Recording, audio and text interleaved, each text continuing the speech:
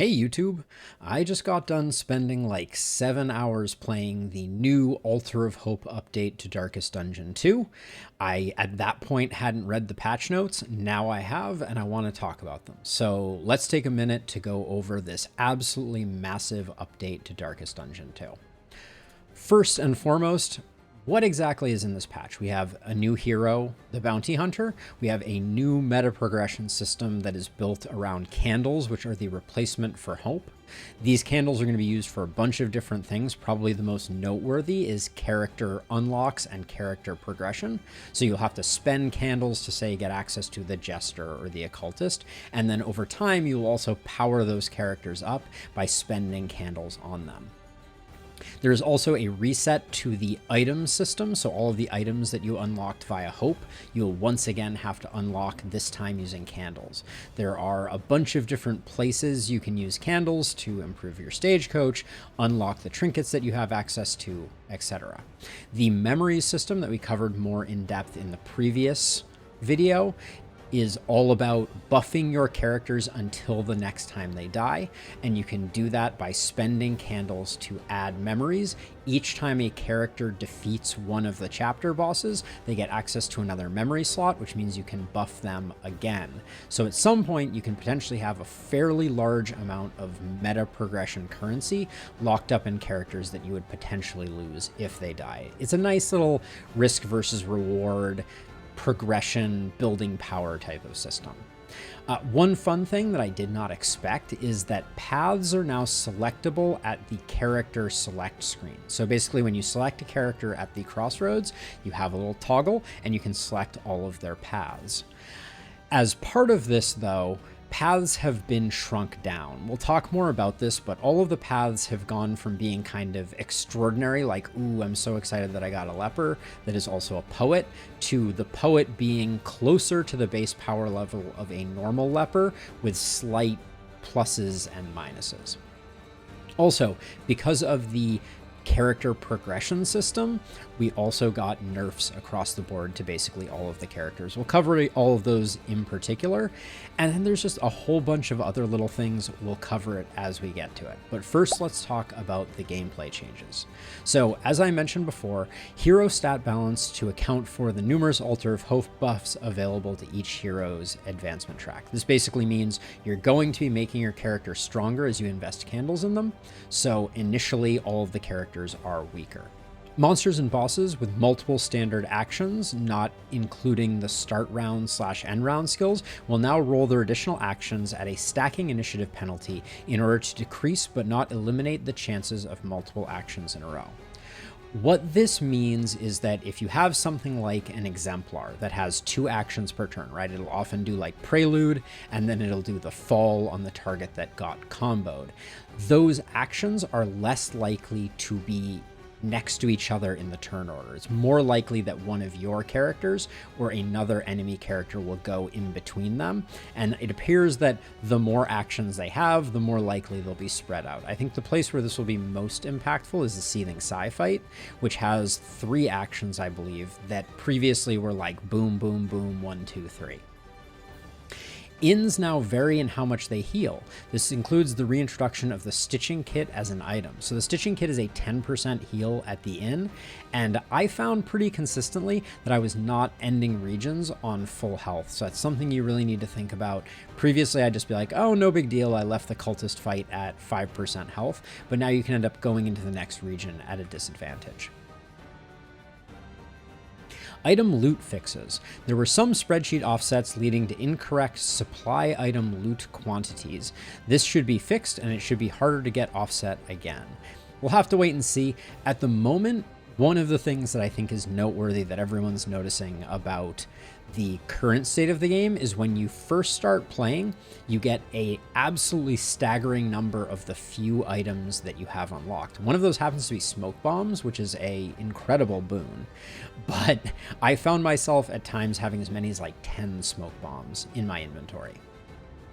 Confession boss battle modifier. When facing the end bosses, heroes will now face a substantial death blow resist penalty. This allows us to keep the fights challenging and deadly without involving endless hero death door juggling. So this makes a lot of sense. Basically what they're saying here is there's going to be some penalty to death door. We know that for the Chains of Denial, it's minus 20% death blow resist. And they're trying to get into a state where you want to keep people from not landing on death's door, as opposed to waiting for them to hit death's door, then healing them up and kind of rinsing and repeating. That was very much my approach to handling the Seething Sigh. So we'll see how it affects things long term, but there's some major changes to the Seething Sigh we'll get to in a second. Removed Loathing Restoration from the Guardian fights because they are not optional. This makes a lot of sense. You could essentially be like, oh, I don't have to worry about my loathing because it will almost always get reset. Now you have to pay a little more attention, make sure you're going to those resistance encounters. Valie swapped order of Story Assist and Hoarder for all narration configurations. Valie changed the order of Assist and Hoarder since what you get at the Assist may influence your shopping choices. Basically what this means is now there's a Hoarder before the Valley, or in the Valley, during that first region, so you can buy some things before you hit your first inn, but after you get some benefit from the assistance encounter. Speaking of the assistance encounter, now the player will have a choice between different loot options instead of always getting food. Also restores full torch since now the placement of this encounter within the Valley has changed. And then there is a change to adornment that I think, ordainment, not adornment, which is very interesting. Monsters in the first region past the Valley will now never be ordained. This is cool, means no ordained monsters in that first region. Monsters in the final region of the mountain, before the mountain, will be 90% of the time adorned, was 80%. This was very noticeable. The final region is pretty rough in its current balance form. Regional mutators. Added 2 new ones, Blood and Hope and Peace and Hope. Candle generation chance boosted at certain locations. One thing that I don't think is mentioned in these patch notes is when you see the map, certain nodes have a candle on them, indicating you will get a candle for going to them. Changed secret safe region goal to be fight less than 6 road battles. Previously, it was sometimes impossible.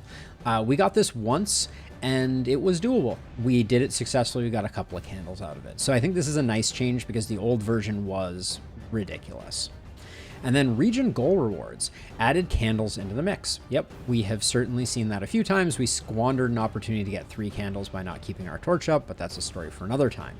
Stealth tokens can now stack to a maximum of 2 and are consumed at a rate of 1 per turn, regardless of action taking unless otherwise noted on a skill. So certain skills take you out of stealth, which would remove all of your tokens. But this is a fascinating change to stealth that basically means you are more likely to benefit from stealth. I think this is basically a small nerf to the Night Sworn, among other things, and generally makes it a more effective defensive skill. We'll see how it plays out in practice. Adjusted the color of Dazed Stun text tokens to better reflect their role as negative tokens, and then discarding items no longer rewards anything. It used to reward hope, it does not reward candles. So, on to the hero changes. This is Nerf City, so just get ready for it. General. Fixed an issue where heroes would never want to head towards Oblivion's ingress at a crossroads. I thought this was intentional. I thought it was just like, we don't want to fight cultists, but I did notice it. It's pretty common now for your people to be like, yeah, let's go fight a cultist. Base death blow resistance has been reduced to 60 from 75. We know that that remaining 15% is going to live in the candle unlocks in the Living City. And then HP, speed, resistance base values have been adjusted down on many heroes. The most notable of these, I think, is speed. I think one of the things that they are trying to do is make it harder to hit that 8 speed threshold without investing. So, the Grave Robber.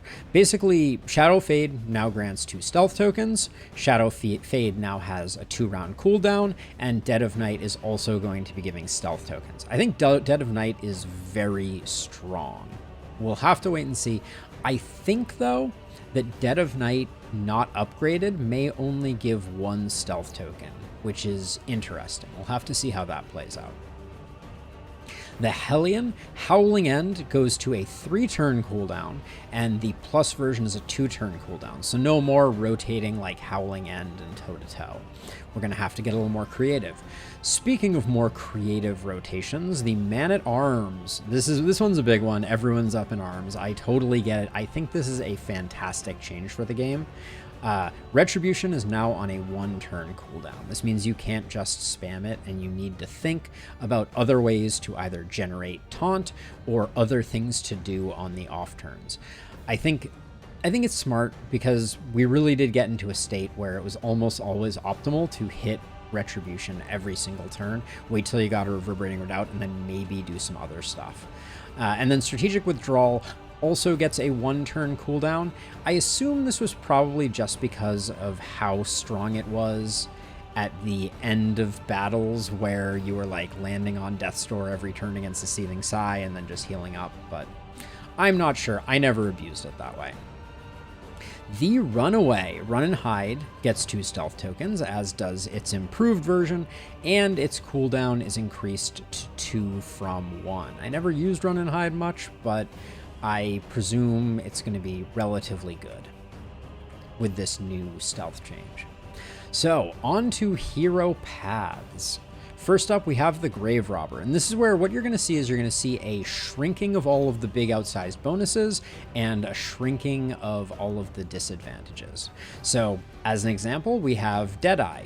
It used to provide 50% range damage increase, now it provides only 25, but the reduction in melee damage is also scaled from -50 to -25. So overall, less impact both on making your melee worse, but also making your range damage better. Nightsworn HP penalty is slightly reduced, although not very much. So the Nightsworn is still going to be very squishy. And then Nightsworn Pirouette and Lunge damage reduced to 25 from 50. So again, smaller damage.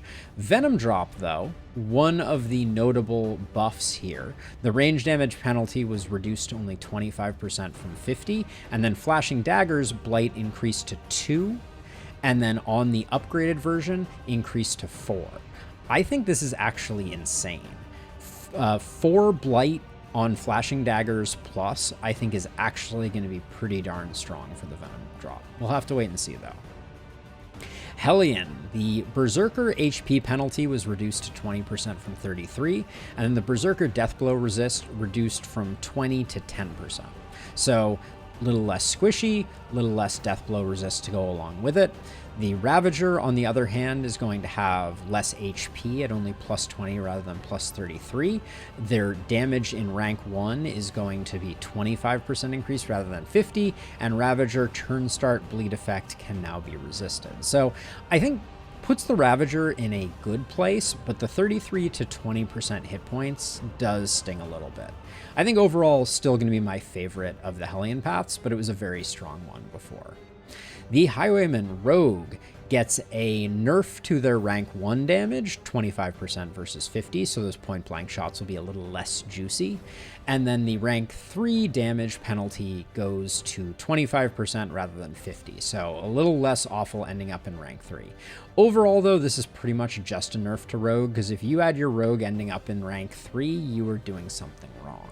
And then Sharpshot just sees the same treatment that we saw on Deadeye, which is a 50 to 25%, 25% reduction on range damage, and stronger melee damage also being adjusted from 50 to 25%. The Jester. First off, we have Soloist. Damage bonus reduced to 20% from 33, and then the HP penalty to 20% from 33 also. So just moving both of those down, the Jester is still going to be pretty strong as a soloist, I think. They didn't apparently change the bleed chance change, so I think they're still going to be pretty solid. And then the Virtuoso gets a HP bonus reduction, so plus 20 versus plus 33, and then bleed, blight, and burn resist penalty reduced to 20 from 33. So still going to be getting burned, blighted, and bled pretty frequently on the Virtuoso. Not sure I'm super excited about that one. Now on to the Leper. The Poet, one of my favorites, got their self-heal reduced by half to plus 50% versus plus 100. Still going to be a massive heal. And then the stun and move resist bonus went from 100 to 50. This will make it a little less easy to take down the Leviathan with a Poet Leper. And then the Tempest got the standard nerf, actually slightly above average, because they went from 50 to 33% increase on chop damage, and their HP penalty went from 33% decreased to 25% decrease. So I think the Tempest Leper is another one that got slightly nerfed, but less so than some of its compatriots. The Man-at-Arms, the Vanguard damage bonus reduced to 25% from 50%, and the Burn, Blight, Bleed resist penalty was brought down to 20 versus 33. The Bulwark sees the damage penalty reduced to 25 from 50. I think that's a big improvement for the Bulwark, who was just like sometimes hitting for 0, which felt pretty bad. And then the Sergeant damage penalty was reduced to minus 20 from minus 33. Also good, I think. Overall, I think the Man-at-Arms paths are a little nice, but you have to remember that the Retribution nerf is going to hurt quite a bit. The Occultist, the Aspirant, melee damage reduced to 25 from 50, and then Annemesis damage reduced to 125% from 150. I wonder if anyone was really using Annemesis like crazy and if it was really that strong. But that's an aside. I never got an Aspirant and ran hard with the Annemesis bonus.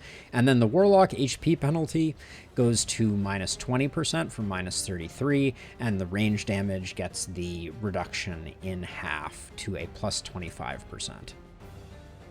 Plague Doctor, the Alchemist Bleed, Blight, and Burn resist reduced to plus 20% from plus 33. So you're going to be landing those slightly less frequently. But then your HP penalty, again, is now only a minus 20% reduction. The Surgeon gets slightly less HP, plus 25 versus plus 33, and the melee damage bonus is now plus 50 as opposed to plus 100. No more Surgeons hitting like they had Howling End without a cooldown. C'est la vie. The Runaway. We have the Arsonists, whose damage penalty was reduced to 25% from 33. The Arsonist turn start burn dot can now be resisted. That's very good news. That means that you might want to invest in something like a heat shield on your Arsonist. And then Survivor added a minus 20% penalty to burn chance. So the Survivor's not going to be burning things too frequently. Moving on to items. General item changes. Stagecoach upgrades have been renamed to Stagecoach Equipment. Item tags now have been added to selected items. So what this means is that certain items have tags associated with them, and those tags can activate other things. So for instance, there is a item called the Fishmonger's Gloves, I think, but they add to your bleed chance if you are holding a serrated item. One of the serrated items is the formerly Caltrops, now Crow's Feet, that we'll talk about in a second. So if you have that item equipped, or an item like that equipped, probably the Scrap Grenade is the same way, then you get additional bonuses out of your trinkets. It's a neat little additional interaction point and another thing to be tracking. And it's something I'm not used to looking at, but we'll have to wait and see. Combat items, in items, and Stagecoach items. Equipment tooltip colors for the item type have been updated to match the item frame. Caltrops are now Crow's Feet because Caltrops are now an ability of the Bounty Hunter. And then added signature in items for each hero after they have been fully upgraded on their altar track. Very interesting. We'll have to wait a while to see what that's all about. Stagecoach Equipment. Tooltips for Stagecoach Equipment that produce items have been updated for consistency. Tinker's Bench is now producing Noisemakers and Pyrotechnic Dazzlers. Mortar and Pestle no longer creates the Nightshade concoction because it's being created by the Alchemical Gear, which now also produces Chalk Dust and does not produce Pyrotechnic Dazzlers or Healing Salve. The Merchant's Gill Seal now lists its price reduction on combat items instead of consumable items. For trinket changes, there is one new trinket that has been added to each region, excluding the Sluice. Oblivion Rampart rewards now guarantee a Dark Impulse on the first region. This is really nice. It means that when you get a Cultist Trinket, you guarantee to have one Dark Impulse laying around if you didn't throw it away. And then the only community suggested improvement is the Thrilling Tablet is now sold by the Hoarder. Go figure. I'm glad someone was passionate enough about that to submit it. On to monsters. First of all, let's talk about Oblivion's Rampart. Battles are now a single fight instead of 2 waves. This is really nice. So this is the Guardian fights, basically. Biome 1 is now a Cultist Mash with a guaranteed altar. Biome 2 is now a Deacon or a Cardinal, and Biome 3 is an Exemplar, and all of them are guaranteed to have an altar. I think this is a nice change. The altars are a pain in the butt, but it's good to see them showing up consistently at the place you would presume there would be an altar, which is the temple. The mountain fights, we now no longer have that second Exemplar fight. Oblivion's Ingress 1 is now a random Deacon Mash instead of an Exemplar, and Oblivion's Ingress 2 is now a random Cardinal Mash instead of a Deacon Cardinal. I will say, I think the Deacon Cardinal was strangely a little easier than some of the other ones, just because you didn't have to worry about worship. Now you definitely have to worry about worship for both of the pre-boss fights. As for the cultists, apparently lots of the cultists have an out-of-position attack. I hadn't seen the devs use this term before, but Brisk Bedevilment, which is the cherub moving backwards one, Rush Judgment is the Blade Ladies moving forward, or Disharmony is the Herald moving backwards, have a slightly reduced chance of gaining worship, which is interesting. So moving them out of position reduces the chance of them gaining worship. Very, very nice idea. I kind of wish that rather than slightly reduced chance, it was just stopped it, so that you could think about using shuffling the enemy as a means to reduce worship. As it is, I don't think I'll be taking advantage of that much. Herald got a bunch of changes. First Trumpet's damage is reduced. First Trumpet hit pretty hard. The Inversion self-move is now back 1 rather than 2. Clarion's Call launch ranks are now only 3 and 4, so if you pull them forward or if you prevent them from moving backwards, you're not going to have to deal with that. It increases the value of the Echoing March on the Jester to keep a Herald out of commission. Clarion's Call is now only 2 stress. Clarion's Call can no longer crit, and Herald Harmonious End has been replaced by Disharmony, a front rank attack. So the Herald is less scary, and I'm starting to think the altar may be the new first kill target. However, for Cultist Continue, the Exemplar Exaltation crit rate is now 5% down from 10. The Exemplar damage range for Exaltation is now 10 to 20 versus 15 to 25. The Exemplar damage range of the Fall is 10 to 16 instead of 10 to 20. And then Exemplar stun resist is 60 down from 75. So a across-the-board nerf to Exemplar, but pretty minor one. They're still pretty tough, especially the Exalted flavor. As for the Fanatics, Her Lady, the Combustion skill now correctly deals 200% of remaining dot damage. I didn't actually know that's what that skill did, but now we know, and now it's doing it. And in the Shroud, the Fog has a smaller chance of causing stress, 33 down from 66, and the blind chance is now 75 down from 100%. It never missed a blind in all of my runs today, but 75% is still relatively high. What's up with the Fisher folk? So the Bosun got a Heave-Ho crit reduction of 5%. They got a Heave-Ho damage reduction of 1 point off the top end. They got a damage reduction of 2 to 5 versus 3 to 6 on spearfishing, and then Sodden Rigging's cooldown is increased increased 2 from I think 1 or maybe 0. The cabin boy, aka the little incubating tentacle fetus thing, updated unstable incubation now heals slightly less, and spawning grounds reduced stress to 2. So it used to be 3, I believe. And then the captain fixed an issue where all hands on deck could target corpses. I think we saw this, but that's all hands on deck is the buff to all friendlies. Fisherfolk continued. Lots of Shroud updates here. The Docker debuff resist is 20 from 30, which means that more easy to blind. Make Way no longer has a 25% chance to deal an additional point of stress damage, and the Docker dramatically reduces likelihood that it will use Make Way as the first action. Make Way is the AoE that hits everybody.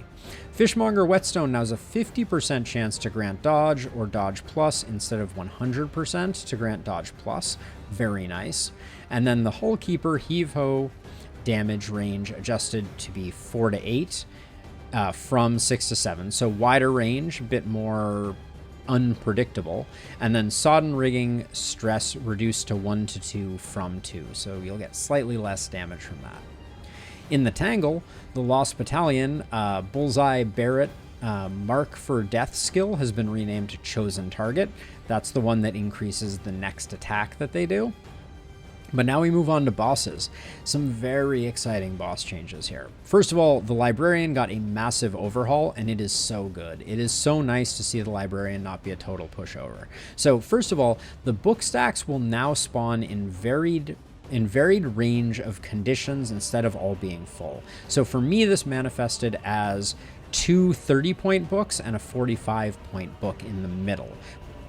Look at that. So some of the books are very little stacks now, but every time it's going to be different. And you're going to have to pay attention, but generally it means that the Librarian is moving forward slightly faster. Critical hits from any skill now apply 3 burn to the target. HP is increased to 116 from 101. Ignited Librarian's HP increased to 140 from 125. Speed increased from 4 to 2. Ignited Librarian speed 6 rather than 4. Burnout damage increased to 4 to 8 from 2 to 4. Burnout now applies to burn. Mandatory reading damage increased to 4 to 8 from 3 to 6. Mandatory reading crit rate increased to 10% from 5%. Mandatory reading now deals 1 stress damage guaranteed instead of a 50-50. Smokestack can be done from rank 2 now. Smokestack target ranks are now anybody. Smokestack no longer deals damage. Smokestack now inflicts vulnerable in addition to existing effects. Smokestack crit rate is 20% from 5. Categorize now ignores dodge and stealth, but not blind. You can still blind your way out of Categorize. And Categorize can no longer unintentionally consume a crit token on the Librarian. As a reminder, Categorize is the shuffle. And then Burning Bright now ignores stealth. So, before we go any further on that one, the Librarian is significantly stronger. I would still put them on par with the General, a step below the Harvest Child. We did them twice tonight. They were pretty straightforward and not too terrible, but they are significantly stronger than they used to be. The Leviathan got some nerfs to be brought maybe a little more in line with the Harvest Child. Eyes of the Storm now ignores blind, dodge, and stealth. Eyes of the Storm now only targets the 2 heroes that will receive the Call of the Deep tokens instead of all heroes. Eye of the Storm now shares the same cooldown, I believe. I think this one was partially cut off. Ignores as the Eye of the Storm. I think this was a typo in their patch notes. Fixed an issue where Eye of the Storm could consume a crit token on the Leviathan unnecessarily. But the short version is Leviathan's going to be hitting a little less, and a little less constant AoE barrage is the short version. Seething Sigh is the other big standout awesome monster change here. They basically fixed the Seething Sigh. What I was saying all along is make it so you can't ignore the mechanics of the Seething Sigh, and that's exactly what they did. So let's go into how they did it. So first of all, they fixed something that was causing you to be able to get rid of the lungs with Magnesium Rain. Who knew? Updated description of breath to make it more clear. But now, Sundering Exhalation no longer occurs if there are no breath tokens left at the end of the turn. Hooray. So that means if you deflate all the lungs, you don't get AoE'd. Sundering Exhalation now deals increased stress damage, 2 for shallow breath, 3 for deep breath. Damage required to break the breath tokens has been reduced to 12 for the front, 9 from the back, down from 20 for the front, 15 for the back. This is a big difference. It was really hard to hit those numbers before. These numbers look a little more potentially doable. Then, the Sundering Exhalation single breath token damage is now 10 to 20 from 6 to 9, and the Deep Breath or Double Breath token is now 20 to 30 from 15 to 30. It also has reduced HP. What this means is you cannot, or they are trying to make it so you cannot ignore this mechanic. If you do, you're going to be getting hit for 10 to 20 early and 20 to 30 later. That's going to be pretty hard to tank. That being said, you're going to need to control the lungs, and you're going to need to be stacking up those dots on the body to take it down from the 280 hit points that it now has. I think this is a brilliant change and going to make a huge difference once I eventually work my way back up to the Seething Sigh. Miscellaneous fixes. Fixed an issue with the academic study where trinket reward glyphs were appearing on the enemy side. Creature Den fixed an issue where you thought you were going to be blinding things and you dazed them instead. Hero Shrine fixed an issue where loading into the Jester's Violinist duel could cause the fight's steps to get out of order. Tutorial, hero replacement tutorial clarified, so player understands that they can lose as many heroes as they want, and as long as they have some unlocked, they will get replacements. Added new idle poses for the heroes for the crossroads and character sheets. They look awesome. 2 enthusiastic thumbs up to them. The new stances look super, super cool. And then added polish to various region environment assets and presentation of numerous text edits and typos throughout. Whew. Let's take a deep breath for a moment here. So that's the patch. The runs that I've played so far, the game is playing super well.